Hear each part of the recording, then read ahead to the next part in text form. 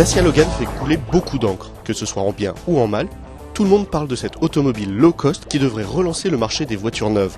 De nombreux constructeurs ont déjà tenté de proposer un véhicule accessible par le plus grand nombre et surtout les moins fortunés. Mais jusqu'ici, les modèles proposés n'ont jamais soulevé les foules. Les premiers chiffres de vente en France de la Logan sont pourtant excellents. Renault réussirait-il là où les autres ont échoué? Un essai signé autojournal.fr. Le poste de designer est certainement la première économie faite par les concepteurs de la Logan.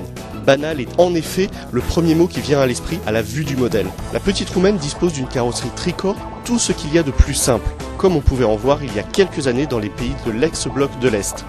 Pourtant, les passants s'arrêtent et certains la trouvent même jolie. Tous les goûts sont dans la nature. Mais ils reconnaissent bien volontiers que l'esthétique n'est pas leur premier critère de choix.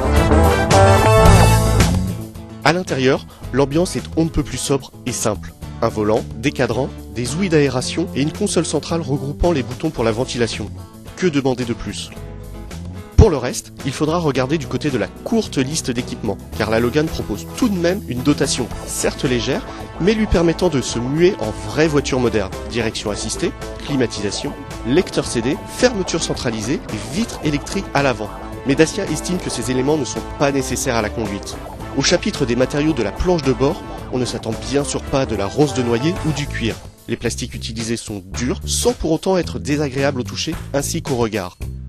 L'assemblage des différents éléments est bon, et notre modèle d'essai ne souffrait d'aucun grincement gênant. Mais les acheteurs potentiels de la Logan se moquent bien de la qualité des plastiques.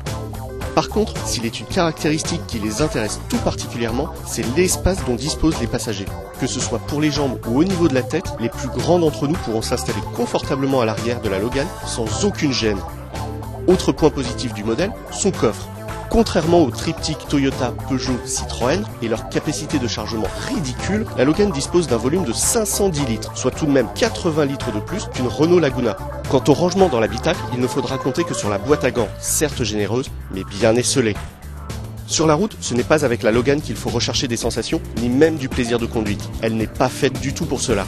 Mais avec son moteur 1,6 litre de 90 chevaux, elle vous emmènera partout, et ce dans un confort très convenable. Dans ce domaine, la Logan est d'ailleurs une très bonne surprise, car elle prend soin de ses passagers, mais n'en oublie pas d'offrir une tenue de route acceptable. Dommage que la boîte de vitesse accroche régulièrement en première et sur la marche arrière.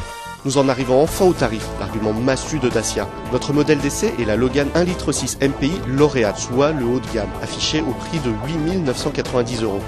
Elle dispose du verrouillage centralisé à distance, de la direction assistée, de 2 airbags, des rétroviseurs et des vitres avant électriques et de l'ABS. En ajoutant la climatisation, le lecteur CD et la peinture métallisée, le modèle s'affiche à 10 440 €, ce qui reste un très bon rapport prix-équipement.